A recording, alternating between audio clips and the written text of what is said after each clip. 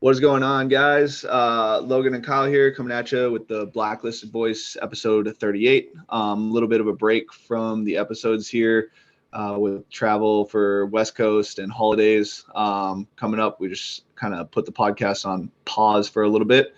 But we're back and we are breaking down some statistics that we took from games qualifiers for the CrossFit Games from all the sanctionals minus the last chance qualifier. I that one hadn't happened when you took down your data yet, right? Right. Yeah. Right. Yeah. So Yeah. That everything was minus. minus that. Yeah. Yeah. So thanks for coming on, Logan. How you been? Yeah. Yeah, man. Good. I'm excited to get around to talk about some of these numbers. I think it's something that's not really talked about that much. Like people kind of have an idea, but I don't really think that they don't really know how it necessarily applies Mm-hmm. to their training and kind of how to use the information to, like, if they want to be at the peak, how to use it exactly, to kind of build their, I guess, training around, or Yeah. just kind of, I guess, expectations too. I think Yeah. expectations go That's into a lot of this. yeah. That's what I was just about to say was we the data that we took was eight so height, weight, BMI for the games qualifiers, and then we took the age and average number of opens for the games qualifiers, and kind of came up with some averages, some ranges, and just kind of some different data points on that one. And I think this really helps to put into perspective a little bit more some people's goals and like the timeline for their goals. Like Yep. especially I think it's like pretty eye-opening some of the opens completed that people are doing qualifying for the games.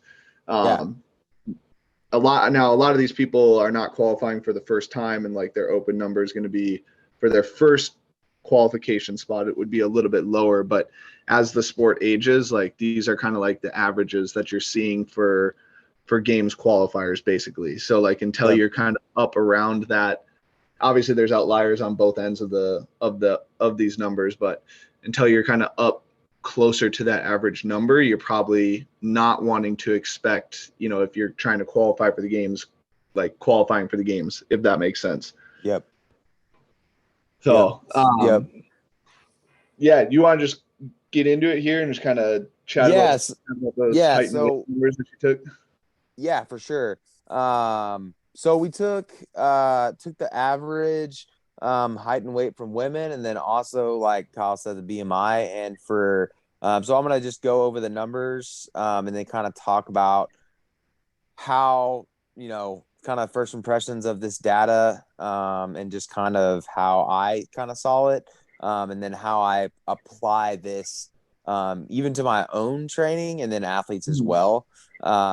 So men, average weight 198, average height 5'10", BMI 28.4, and then for the ladies 5'5", 148, and then 24.6. So a lot of y'all, if you're not familiar with the BMI is basically a height to weight ratio.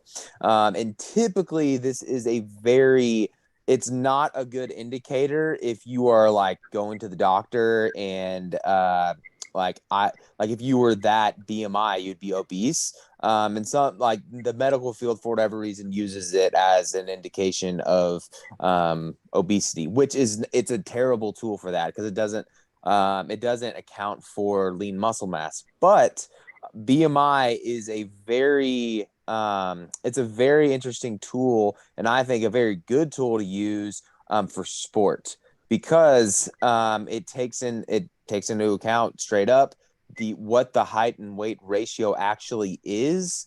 And then what I like about it is if you're outside of that height, like if you're taller or shorter, it basically tells you kind of what stature to that you're kind of going for. And then kind of from that, you can adjust to either do I need to gain weight? Do I need to lose weight? Kind of where am I falling in? And then if you really want to get into it, I didn't get these numbers, but you could find like the average clean and jerk, snatch, back squat, 4 rep max front squat of all these qualifying athletes, and basically have an idea of what your Sinclair coefficient should be as well. And all that's to point to just kind of what your relative strength should look like in the sport, which I think is a huge, huge indicator of your success within the sport. For example, the average weight for females was 148. Tia Claire Toomey weighs 127, and she has a 275-pound clean and jerk. So, needless to say, relative strength is hugely important. Mhm. And I mean, like I didn't realize that she was like the smallest, basically, to qualify out of North America. And after I saw that, I was just like, I mean, no one should ever beat her. Like, it's literally hers to Yeah, lose every time. Like, every that's time. Yeah, like insane that she has those kind of numbers. I think she's 5'2". I think she's 5'2", 127. yeah, Maybe a little bit more. I noticed some of those weights, like on the female side, like they definitely weigh more than that.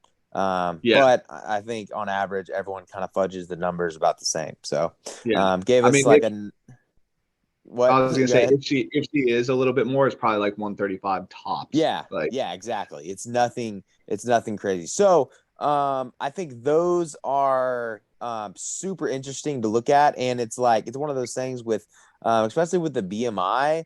Like, one of my athletes that I coach is like 6'3" and huge guy, and weighs like 230. So it would not be good for him to try to get down to 198. That wouldn't make any sense. That would technically mean that he would have less muscle mass than that average 5'10", 198, because 5'10", 198 is different than 6'3", 198.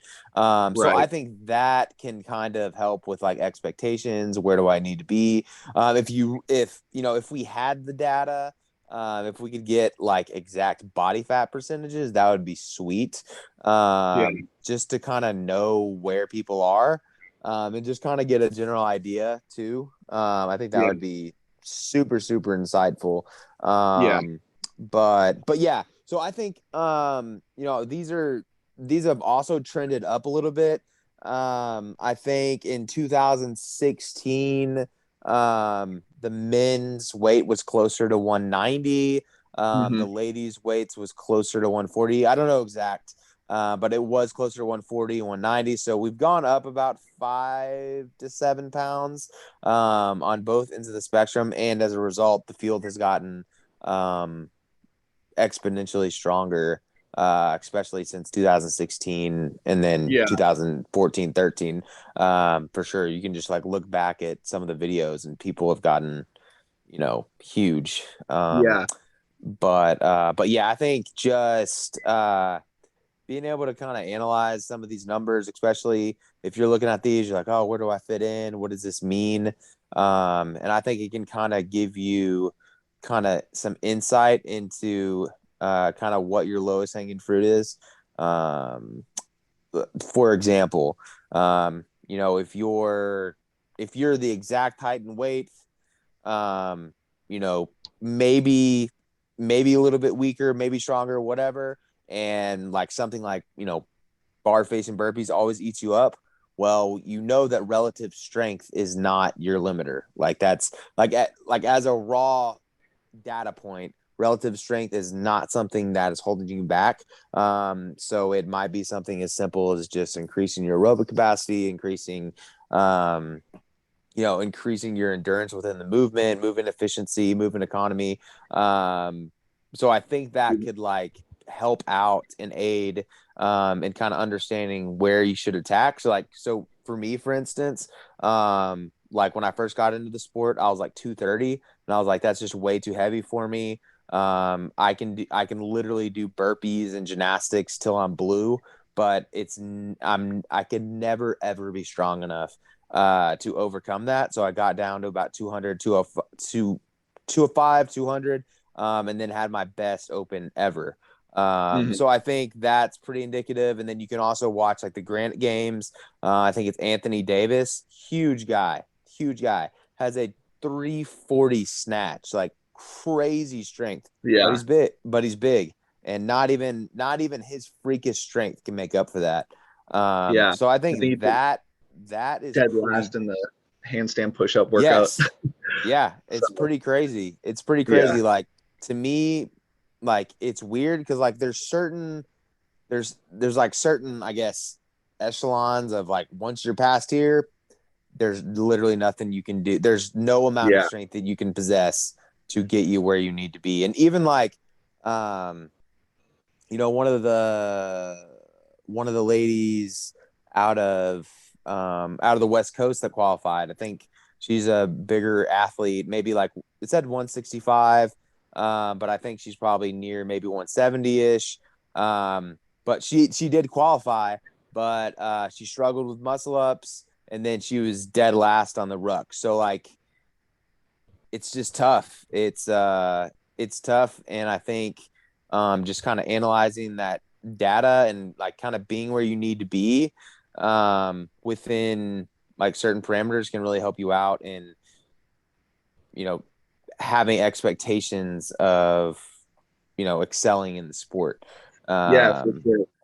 I think like to your point, like with relative strength, if you are and like obviously there's going to be outliers along some of these numbers here, but I think like if you are an outlier on the like taller and heavier side of this yeah, spectrum, like something that can help you in the sport specifically is just creating a better endurance profile, because it's going to take you a little bit longer to recover in between like sets of movements. So creating a little bit better endurance profile for those athletes allows them to express maybe some of the power output, some of their leverage a little bit, yeah, like create more endurance around that, if that makes sense. right, right. So this is kind of, I guess this is kind of a like an interesting topic because I've had this conversation with many athletes, my own Mm-hmm. athletes and competitors, but kind of where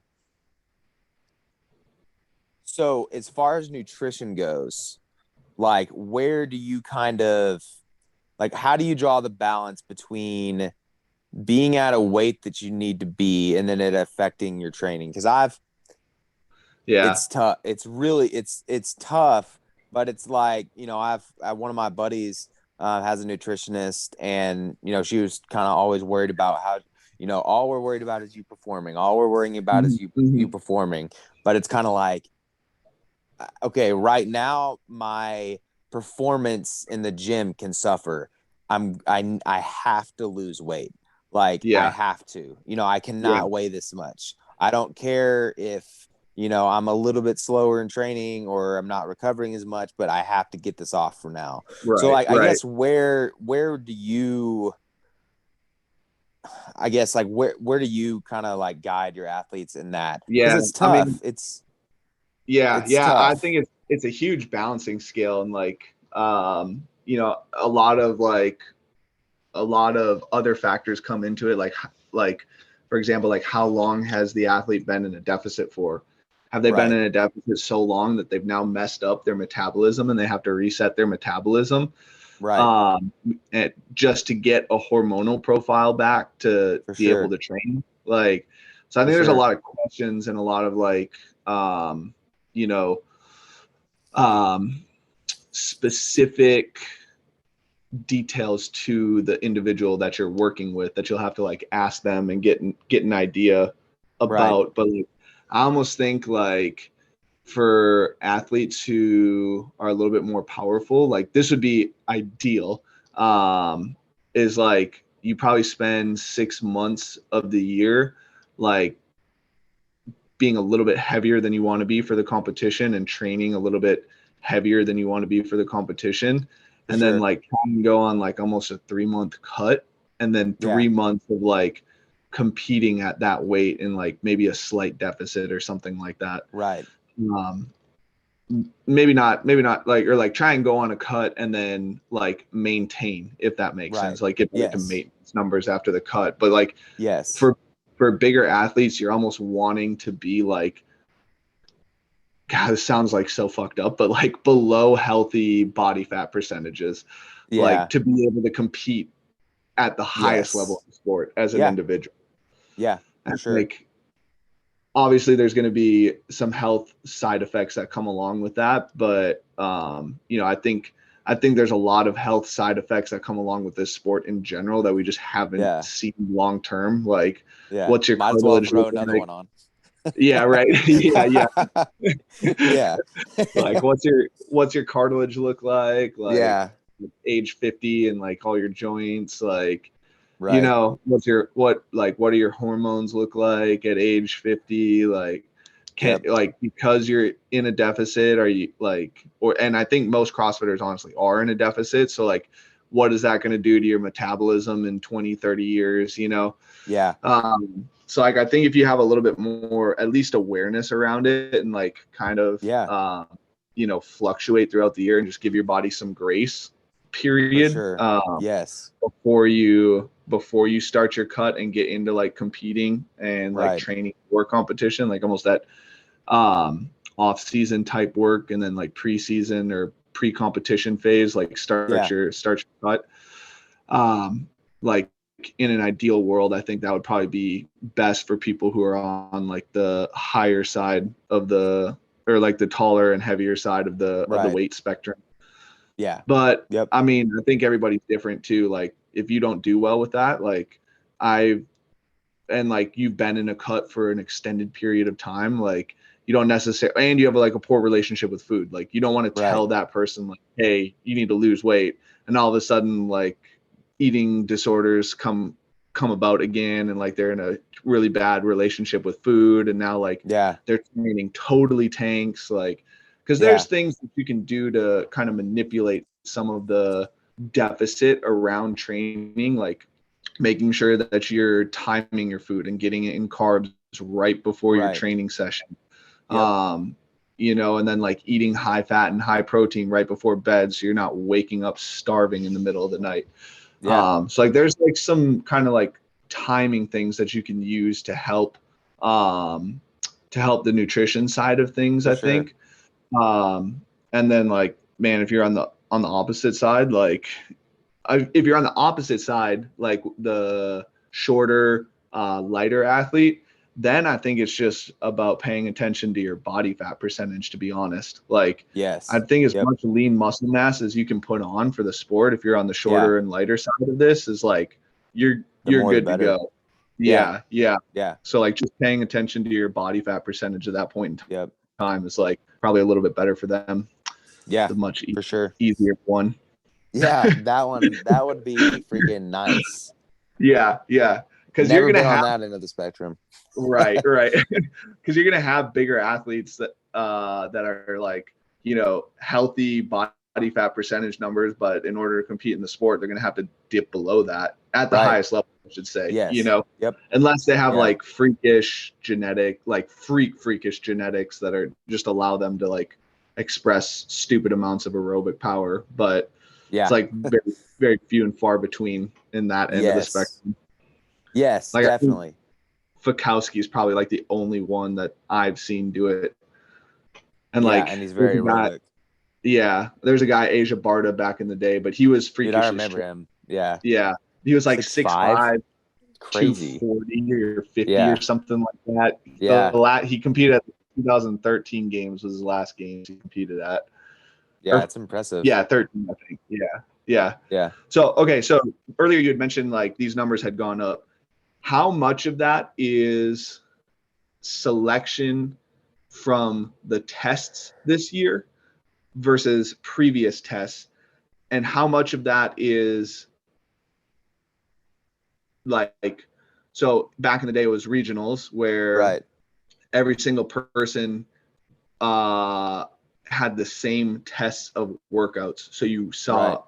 for majority the same almost body type and body comp heading to the games. Now we have a plethora of tests that come into play here.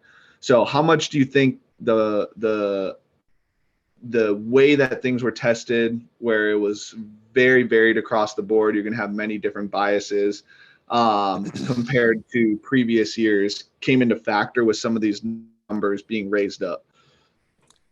I think it had I really don't think it had a notable effect.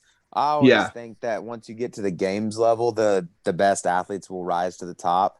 Mhm. And just seeing the athletes that did well, I wasn't. Now, I will have to say there was definitely a bigger amount of athletes coming out of quarterfinals. I think that was where the difference was made. Mhm. But qualifying for the games, and this is just kind of like an eye test, like there was really no one that I was like, oh, that's really surprising. Like, I mean, even like Colton Mertens, he's like 5'4" and he qualified out Yeah. of the Granny game. So like, yeah, he's strong, but still like he's 5'4". And like those, I mean, a lot of those tests were big dude workouts. Right. Like I Right. said, he is strong, but still he's 5'4". Like, Yeah. but yeah, I think there was no like pretty much everyone, besides like the women's side at Granite Games. I don't think anyone ever heard of the person that qualified out of there. Mhm. But that was really the only surprise. And then like someone like Cole Sager, I mean, a lot of those workouts were really good for him. I mean, he's probably like the best at thrusters and rope climbs in like the whole CrossFit Games. I remember he was Yeah. like one of the years that he went to regionals, he was like down by a good bit, and he had He won the workout. yeah, he won the workout and smashed it. So I just think that I some like think a that was the 20. I think that was 2016 was the year that he yeah, did that. So the yeah, and he like did repeat it. at West Coast. Yeah, he like did it in 2 years, two Yeah. years in a row where he like came back. Yeah. But yeah, there was no like I guess alarms like, oh, that guy's just strong, that's why he made it. Yeah. So yeah, I think in the end the cream rose to the top. And the best athletes did what they're supposed to. I would say the only spot where you might have like maybe some, in my opinion, some programming bias is like that last spot. Like that last person it's gonna be pretty heavily dependent on just like the draw of the workouts. And then I think Mhm. fourth through first, are not pretty much set. But I think now with just how freaking competitive it is, you're like, if you haven't been to the games, there's one spot available that you got, Yeah. and Yeah. that's how it was really for regionals too. 20 people would go.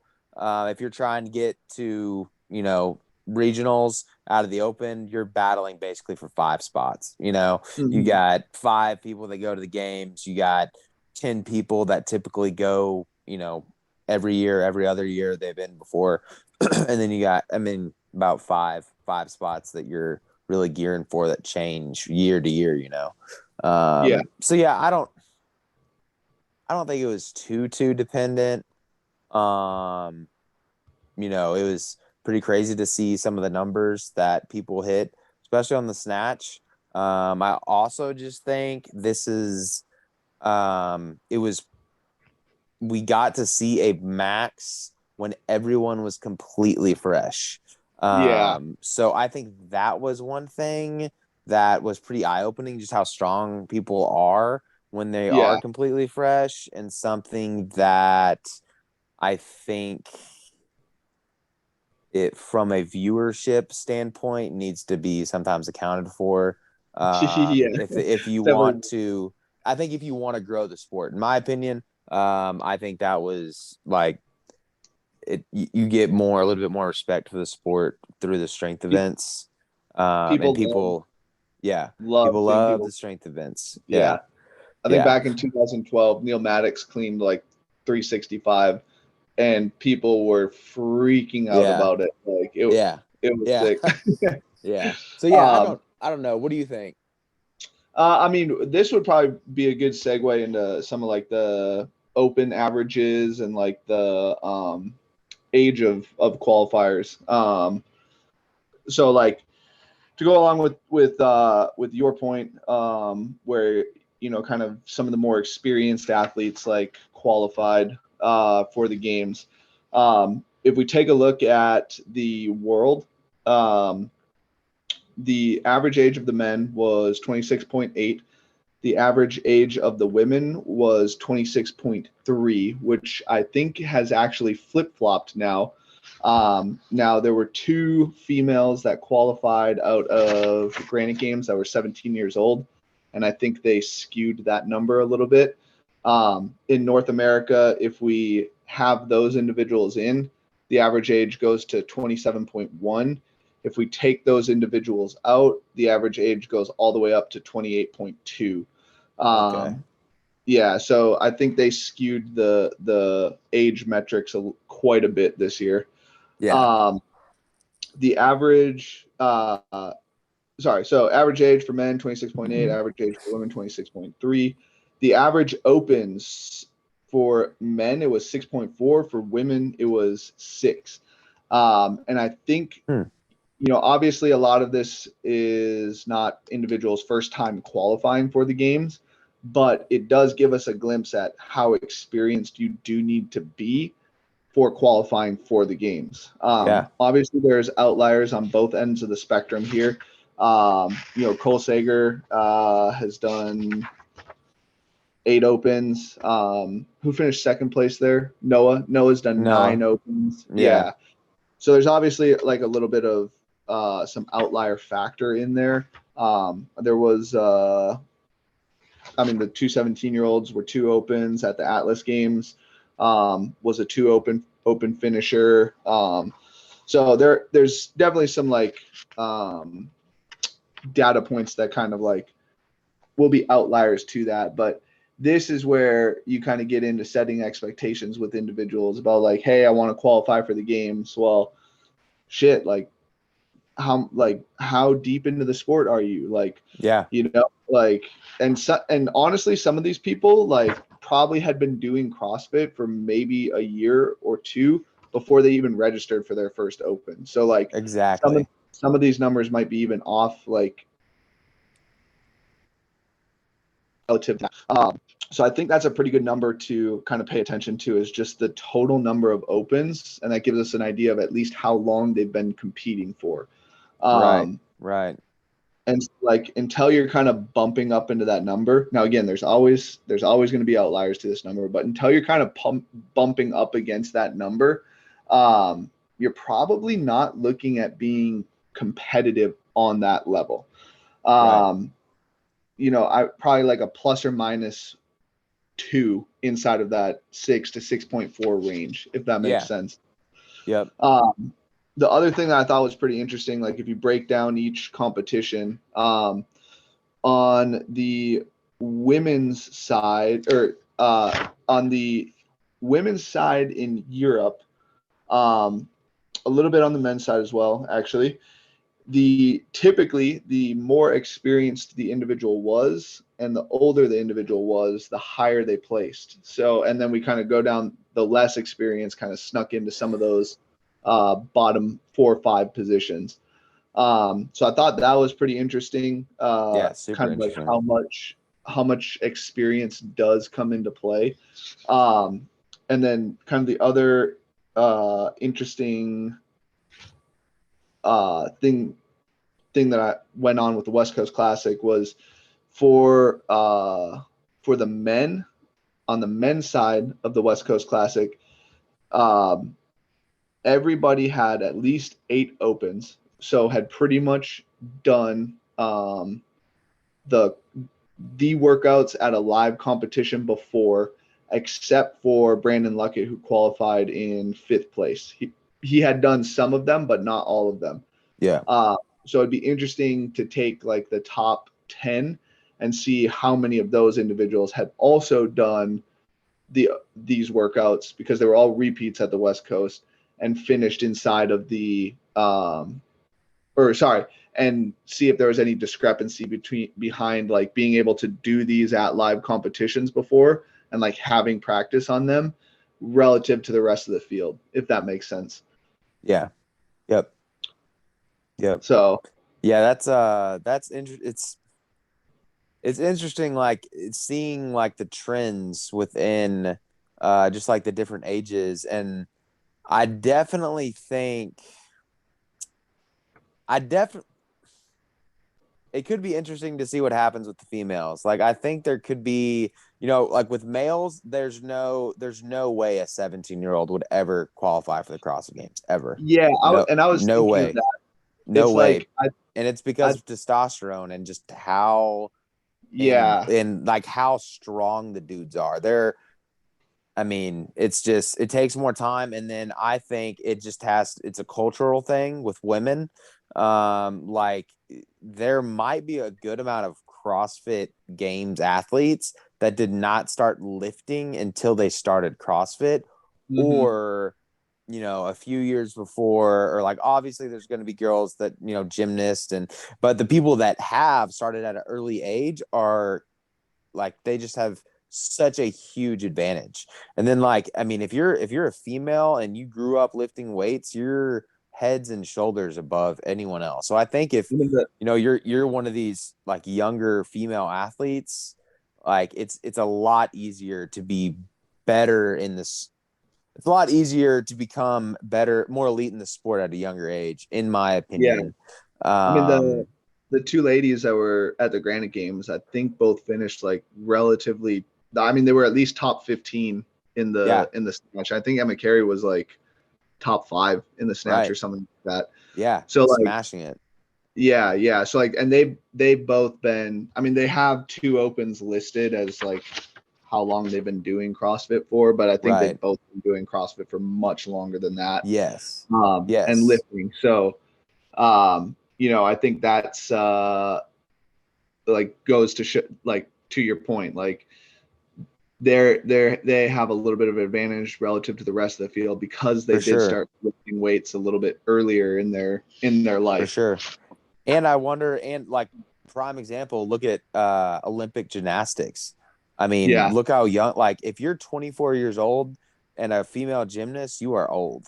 Like, you're old. But then like the guys, most of them are in their 20s, mid 20s, a few in their late 20s, like much, much older. And female gymnasts, 16, 17 years old is like your prime, which is nuts, because it's just like so young.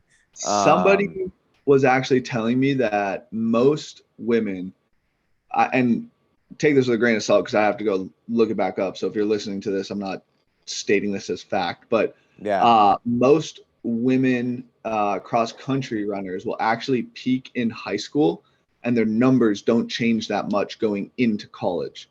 Wow. So why? Take that with I could be remembering that wrong.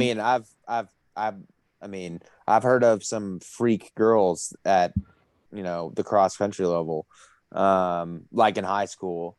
But their bodies start to change considerably. Like even from like, I remember seeing some gymnasts that 16 years old, and then they're 20 years old the next Olympics, like look totally different. Like their hips get wider, they just get a little bit more mass. Like it's a considerable body change. It's almost like they're trying to delay puberty for as long as possible to make the Olympics in the next 4 years again.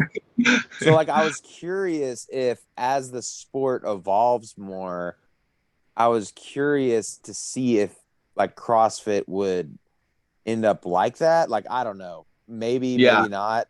But it'd be interesting to see like if females just start sooner and then just end sooner.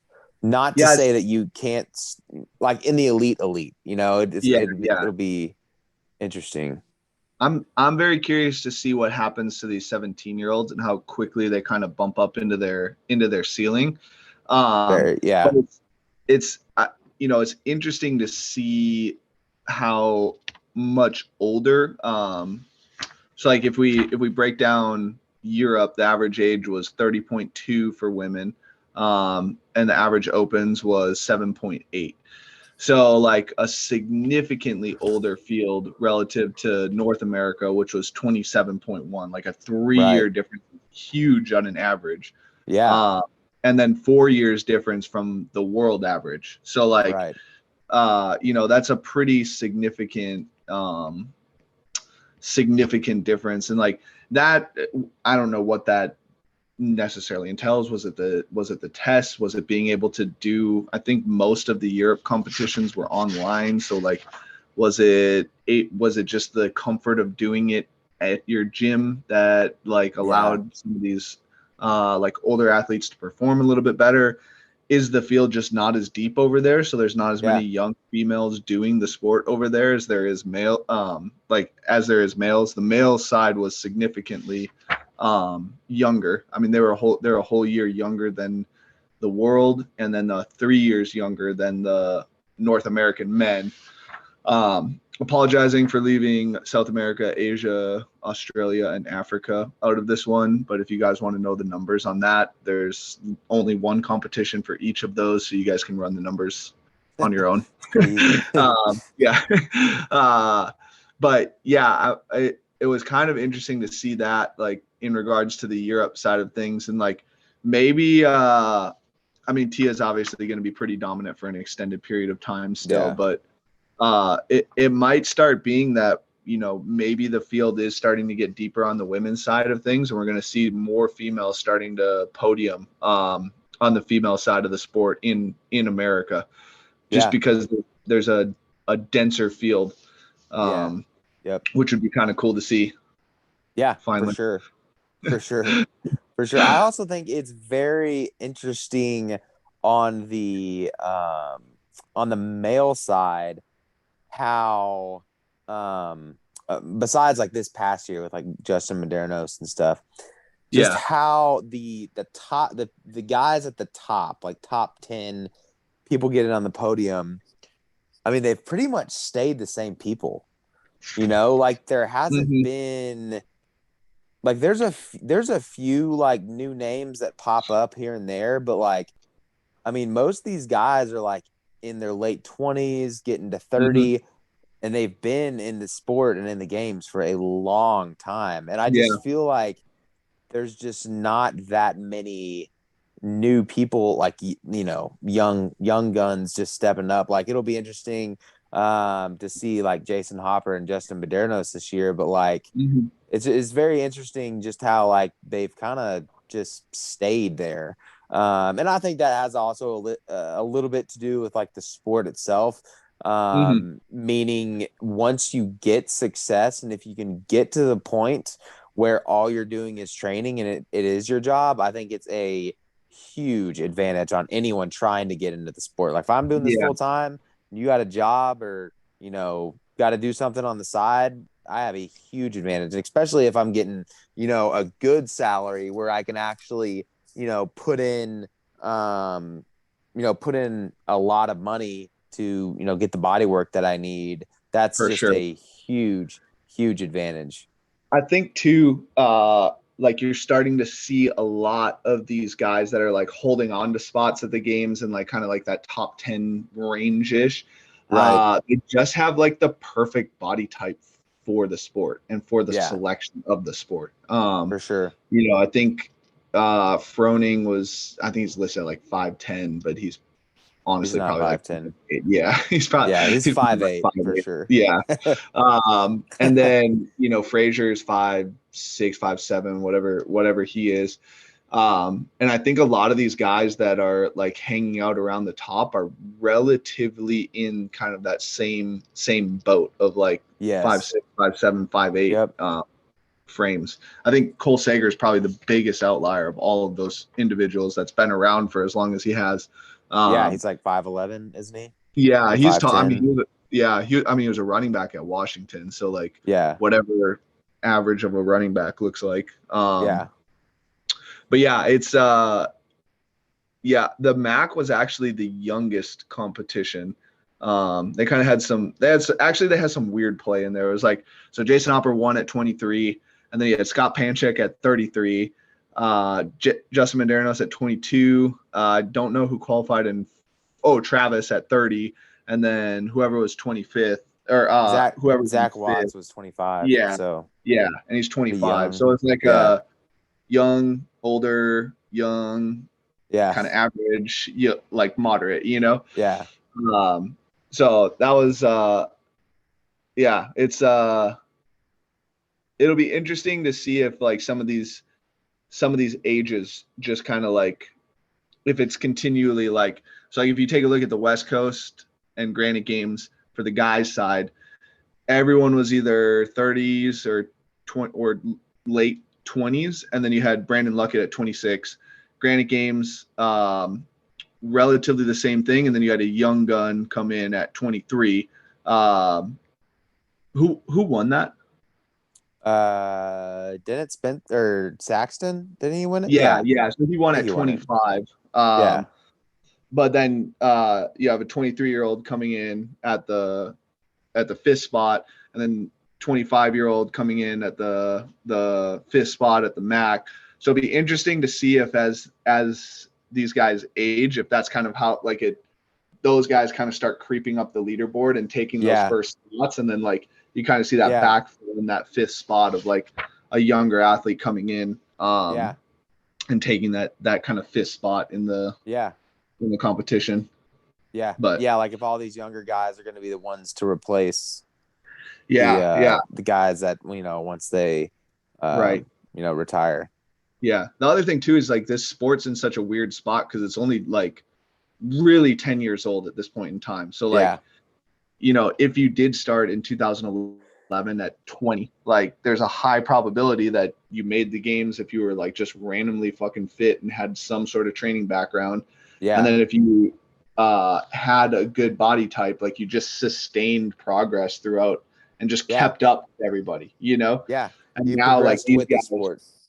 Yeah. Now these guys coming in have to reach that level before they can start, progressing with everybody at that level. Right. Before they can even get there. Right. Yeah. So yeah, some interesting stuff. Yeah. So. Yeah, definitely. Yeah. I mean, it's like even from when I started, like the numbers that you have to hit now are just like coming into the sport. I couldn't imagine coming into the sport where it is now. I mean, like, you have to snatch 300 pounds. You have you have to snatch over 275 and like 300 isn't uncommon. Like when I first got into CrossFit, I mean, I thought 315 clean and jerk was crazy. Like, and a 250 snatch was crazy. Like, I mean, that's like, that's not even elite anymore. That's like starting, you can go to a local comp and get beat with those numbers, which is pretty crazy, Yeah. It's been fun to watch the progression of the sport. As people have kind of aged, but for sure. It would be like it's cool that they have like all these strength metrics and like we see some strength tests, but it'd be nice if they had like solidified, because like you almost always snatch, you almost always do a clean jerk, like there's a squat of some sort at the games or quarterfinals or something like that. They almost always do the CrossFit total, so it's like really solidified strength metrics that you see, and obviously there's not a deep selection for strength relative to like what CrossFit tests. But it would be interesting to start getting some more aerobic metric numbers or just like cyclical machine numbers in general. Just to watch those kind of progress throughout the year. Like obviously people are getting fitter, but like it'd be interesting to see that on a scale, Yes. Yeah, that would be I'm sure, because like I just remember, I mean, just certain row times I remember first hearing when I first got into it, or just like paces that you held. I remember thinking they were like nuts, but now, Yeah, it's pretty interesting. Those aren't really as Yeah. common knowledge, I guess. Right. Like you have to comb Instagram to find like somebody's 2K row score. And they might have Yes. tested that like 4 years ago, you know? Yeah. So what are they capable of doing now, you know? Right. Right. Right. So, and like every year at the games, they always, there's like a marathon row, a weird Yeah. run with implements that no one can really recreate, Retest. Yeah. or like a chaos bike. Like their aerobic metrics just kind of always change. But then Yes. there's like since 2015, there's always some sort of speed ladder, some sort of CrossFit total, like things that can be easily replicated inside of a Right. gym, or Correct. the Yep. equipment list that CrossFit lists for the open. They can be recreated with very easily. Yeah. For sure. For sure. So be cool if they started doing more like odd object strength metrics. Yeah, just Like, something other than just strength to see how the sport is progressing. Like I know people are getting fitter for yeah, sure. But it would just be nice to see how much fitter.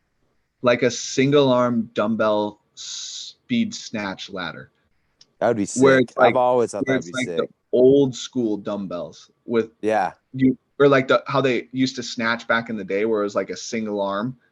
Yeah. Have you ever seen that? Yeah. That would Yeah. be Pretty sick. basically, it's like a Rogue even long makes them. barbell. Yeah, yeah. Like, Yeah. why would you like throw that in as a test or something like that? You know, Yeah. I mean, or there's so give many every, things that they just yeah, don't do at the games yeah, that could be better. yeah, yeah. I mean, I was thinking, For, like, I don't know what the deal is, like the paddle, like the deal with the paddle boards at the games. Like, I get it, but like, I always thought it would be cool. Hey, one year do a kayak or whatever. Like, I think that would yeah, be a great upper body endurance test. yeah. But it's like the games, it's like it's creative, but it's not really creative, you They've know? they've fallen into a pattern since like 2014 was the last really creative year, and then Yeah, 2015 was a little different, but then they kind of just fell into a pattern after that, and it's been relatively the same pattern since 2015, with yeah, like it changing a little bit every like 3 years, but then like it'll be the yes, same for 3 years, and then it'll be the same for 3 years, and like there's a little yep, bit of a tweak every 3 years. But yeah, yep, for the most part, it's been relatively the same shit for the last uh 6, 7, almost 7 years now. yeah, yeah, for sure. Whatever.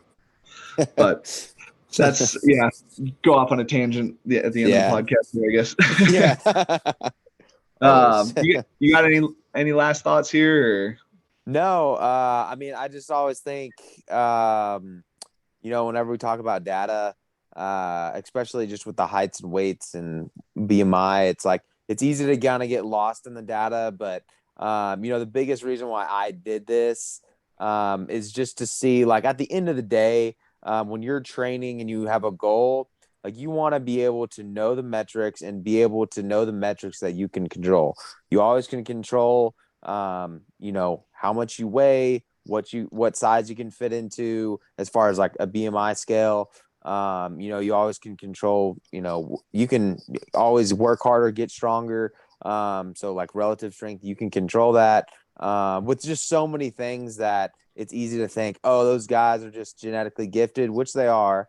But I think just the more you know and the more you can, just knowledge you have of the sport, and being able to do the things that you have most control over, the better off you're going to be. And it's kind of comforting too. Like, okay, like if I'm outside these numbers, that means that I still have more progress to make. So, if I get my weight down or up or get stronger, whatever, then I'm going to be able to be better in the sport. And I think a good thing that I've always thought is like, yeah, there's going to be exceptions for everything, but I try to work my hardest to not be the exception, but kind of fall there in the average. I mean, it's a game of averages anyways. Yeah, So yeah, I thought it was just a cool data point to be able to give you guys and give you a little food for thought on. for sure. Yeah. And if you guys are, I just want to throw this like disclaimer out there, I guess. Like, if you guys are going to mess around with food or nutrition or anything like that, like, I'm not certified in anything, so probably, and I fucking love pizza, so probably not the best person to take advice from. Like, reach out to somebody and get help from them. Like, Logan's certified. One of our other clients, Hannah, is certified. So, reach out to somebody and get some help with that. It's always helpful to have a coach and somebody looking over things for you. Absolutely. Regardless of if you kind of know what you're doing or not. Like, it's so beneficial to have somebody just kind of like looking after and taking care of you at the same time, if that makes sense. So, but yeah, thanks for listening. Thanks for coming on, Logan. If you guys are watching on YouTube, please like and subscribe. I think you're supposed to say this shit in like the beginning of the video, but if you guys, find us on Instagram at blacklisted.hq. If you guys are listening on another app, Spotify, Stitcher, whatever, you guys can head over to our YouTube channel. We put out some other content on there. You guys can subscribe to that, hit the notification button as well. Follow us on Instagram. And as always, if you guys are looking for some coaching or have questions about any of this stuff, hit us up on Instagram, shoot us an email. We'd love to be able to help. So thanks for listening, guys, and we will catch you guys next time.